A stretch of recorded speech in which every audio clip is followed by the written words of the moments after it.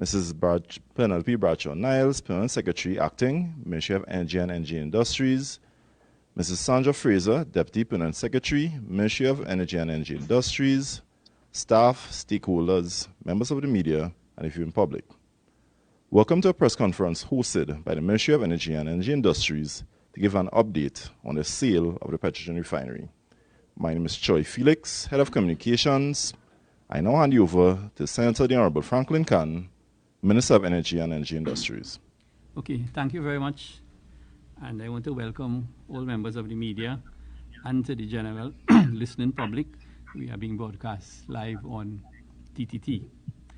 This press conference is called to give an update on the status of the negotiations with Patriotic Energies and Technologies Limited, the sale of the Petrotrin refinery, more accurately, the sale of the assets of Garakara Refining Limited and Paria Trading Company. With me today, on my immediate right, is Mr. Vishnu Danpal, Permanent Secretary in the Ministry of Finance, and he also headed the evaluation committee on this matter. To his right is Mr. Andre Jeffers, the Trinidad Petroleum Holding Company finance lead. And to my left is Mr. Mustaq Mohammed, the CEO of Paria Trading. To contextualize this press conference, let me give some background.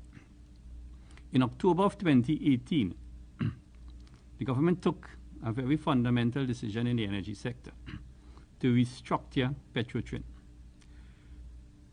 Trinidad Petroleum Holding Limited was formed as a holding company, and the former Petrotrin was broken up into a series of subsidiary companies by function. It included Heritage Petroleum, which is the E&P arm and exploration and production, Paria Trading, the trading and marketing company, Garakara Refining, in which the refinery asset was vested, and then Petrotrin, which remained as an operating company to deal with legacy issues. What has happened with Heritage and Paria is well known to the public. They have both been success stories. However, on May 21st, 2019, the Garakara and Paria assets went out for public bid to 5 shortlisted bidders. In mid-June 2019, Cabinet appointed an evaluation team to evaluate the bids. This team was headed, to my immediate right, by Permanent Secretary Danpal of the Ministry of Finance. After that process, on September 20th, 2019, the Minister of Finance, the Honorable Carl Mimbert, announced in the Parliament that Patriotic Energies and Technologies Limited was the preferred bidder.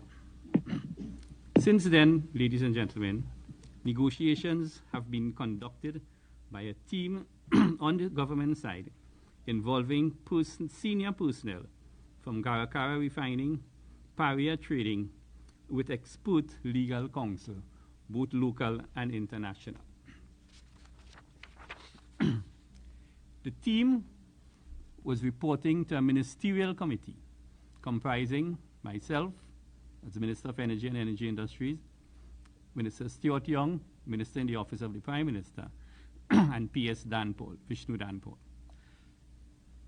Let me say from the onset, ladies and gentlemen, that this was and has been a very complex negotiation because we were attempting to sell a complex asset involving the sale of a multi-billion-dollar state asset. And as such, due diligence by the state was paramount in this exercise. These discussions are subject to something called NDAs, which are non-disclosure agreements. So both parties are bound in keeping those agreements. However, I will just briefly outline the key issues in the negotiation I process. joined on a Zoom They thing. include, Hey, what does inter alia, e-lunch mean? a detailed What does e-lunch inspection of the mean? A refinery. punch. You said 2, the lunch. Oh, refinery it's a restart punch. criteria. 3, environmental matters. That emoji means that 4, you look statutory deadly from approvals, your etc. strong. 5, taxation issues. However, after prolonged negotiation, the key issues at the end turned out to be the following. 1, and these are the 3 key issues: the purchase price financing, 2, the restart financing, and 3, the issue of first priority lien on the asset. After much toing and froing, exchange of letters, and a series of meetings involved with the negotiating team, the Honorable Prime Minister and the Honorable Minister of Finance gave the parties an October 31st deadline to reach an agreement on the sale of the captioned asset. Patriotic, cognizant of what the key outstanding issues are, made a final proposal ahead of the deadline on the 29th of October. Today, I regret to say that this final proposal does not address the outstanding issues that could lead to a signed contractual agreement. And that is the state of play as we speak. I want to conclude by saying the government is committed to restarting the refinery with private capital injection, mindful that its restart will have significant positive impact on the economy, on GDP, on employment, etc., and will move expeditiously to do so. That brings an end to what I have to say, but I am open to questions.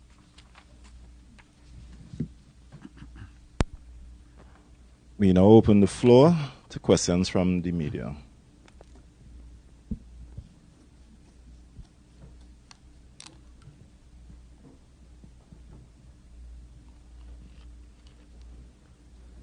Persons are asked via Zoom to ask their questions, unmute their mics. Unmute their mics, ask their questions.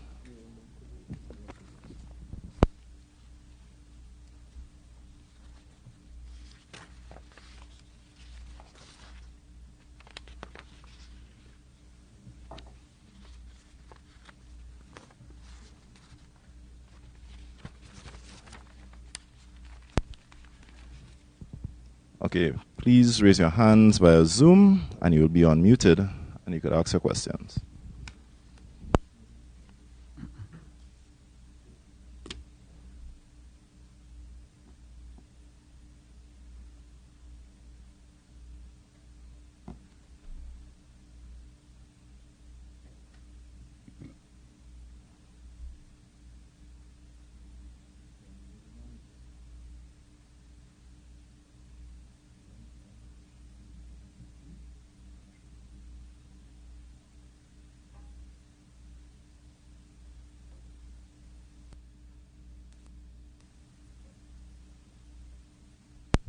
Again, questions from the media. You all could unmute your mics and ask your questions.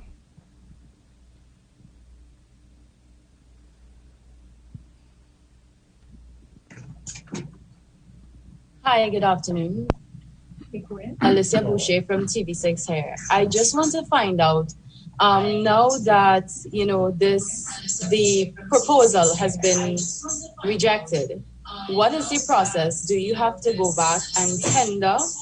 You mentioned, private capital being injected into the refinery. Where is this private capital coming from? What is going to be the procedure to get private capital into the refinery to restart it? Well, I would say at this point in time that the government will now be in a position to consider its options. And we'll have some discussions among the government and the cabinet as to what these options are. And the population will be informed as soon as it's possible when we have greater clarity on this matter.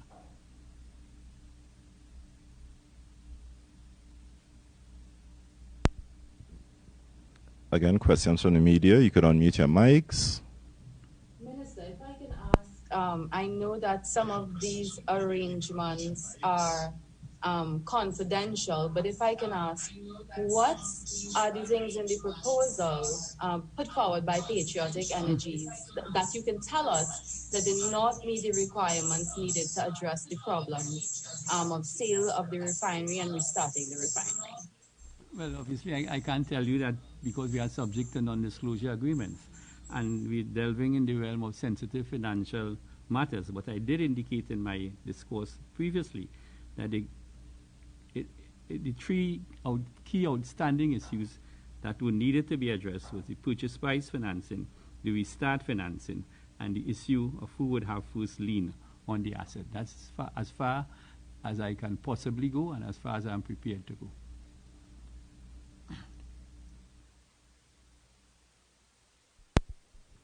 Questions from the media. The floor is open. Good evening, Sasha Wilson from Guardian Media.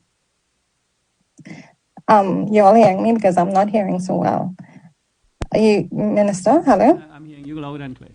Okay, you spoke about going back to the cabinet to discuss the way forward.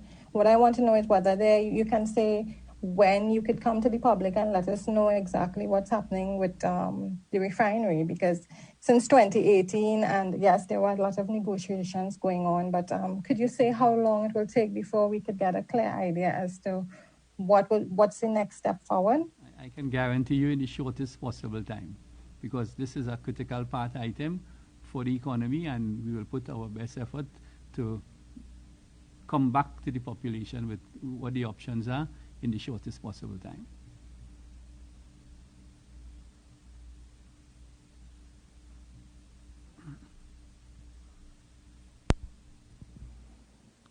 Again, the floor is open. The media could ask questions.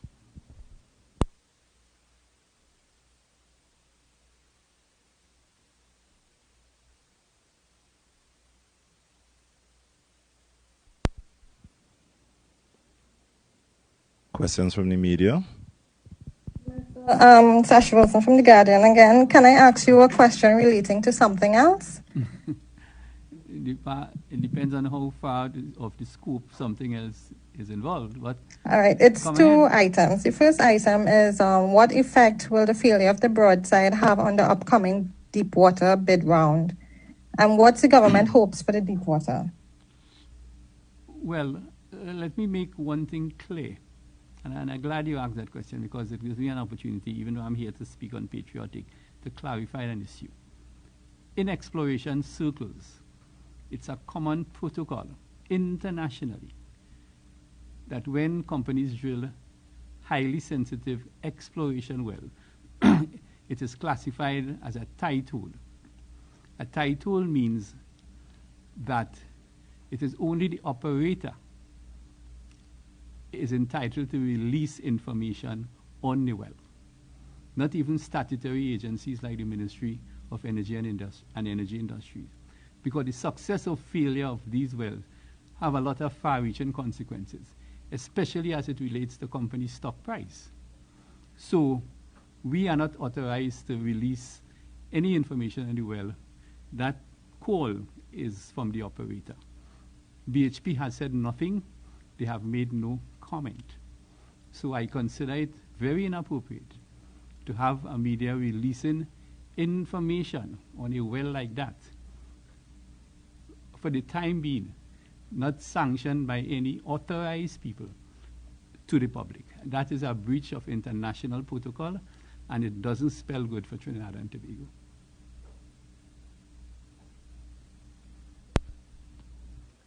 Thank you very much. Again, persons from the media are asked to give their names as well as media house, and you could go ahead and ask your questions.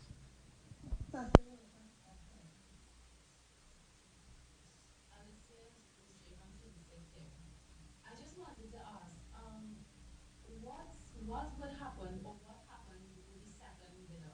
Does it naturally go there in terms of the refinery deal? It doesn't naturally go there, but as I said, we will be exploring all our options.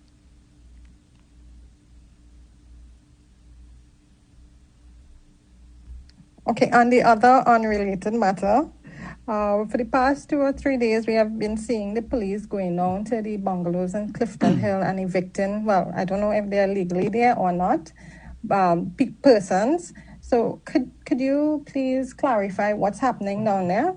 Those bungalows are Petrotrin bungalows.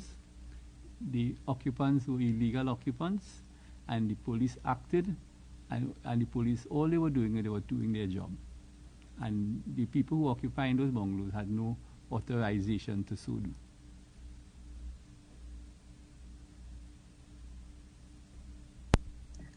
Minister, just one other thing. There's a company, they are claiming that they own the land, and they are the ones who gave the people permission to go there, and it arose out of some court matter. Could you shed some light on that? The company purporting to own the land. That's the key word there. The lands are owned by Petrotrin. Legally, it has been owned by Petrotrin for decades. These bungalows are Petrotrin bungalows. They were Trintop bungalows. They were Shell bungalows. The transfer of those assets occurred over the decades. So there's absolutely no legal issue there. And the persons who were occupying those bungalows were illegal occupants, and they were evicted.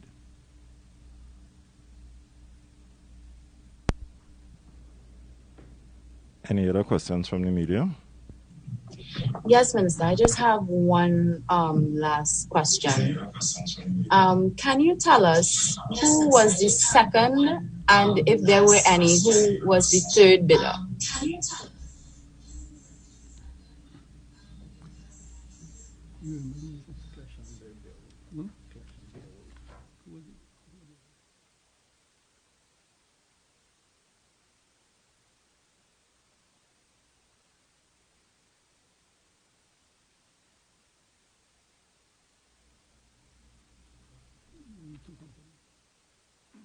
The other two bidders, there were 5 people who were invited to bid in the final round. 3 submitted bid: Patriotic, a company called Clash, and a company called Beowulf. And those are the other 2 options that are possibly, I'm not sure if they are still on the table, but those are the 2 other bidders in the bid round.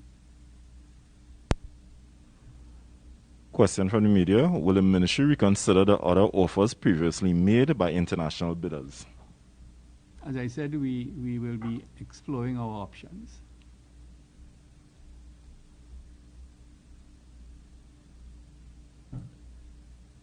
Question from Gabriel Neptune.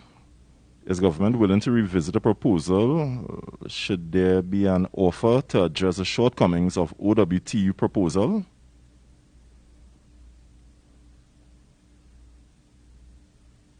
As I said, all options, and if that's an option, it's an option. Again, the floor is open to the media.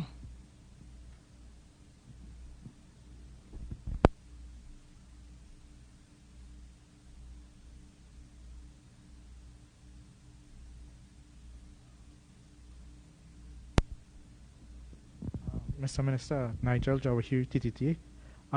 Just changing the topic a bit. There's an article with in terms of the oil tanker off the Gulf. America has given permission for an Italian company to start, I would say, transferring the oil to another tanker. Are you aware of this, and what is the government role will be playing in this? I am aware of the media report. If it is accurate, that is a very good sign, because the oil is produced from a field called Corocoro, which is a joint venture between PDVSA and Eni, which is an Italian multinational. So the Italian multinational Eni has an equity interest in the oil.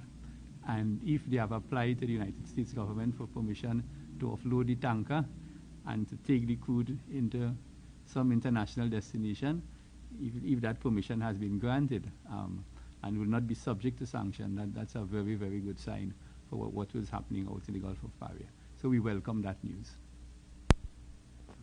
Question from Sunil Lala, TTT News. Mr. Ozzy Warwick would have stated that on October 21st, Patriotic finally met with the Ministerial Committee in an attempt to resolve the unique challenges associated with the offer. Do you believe this meeting was too late to resolve any such issues? Meetings have been going on for over a year. And we had back and forth. We had come down to the wire. The Prime Minister and the Minister of Finance had set a deadline, and all parties were working diligently to meet that deadline. Unfortunately, it has not been met. Okay, again, any other questions from the media?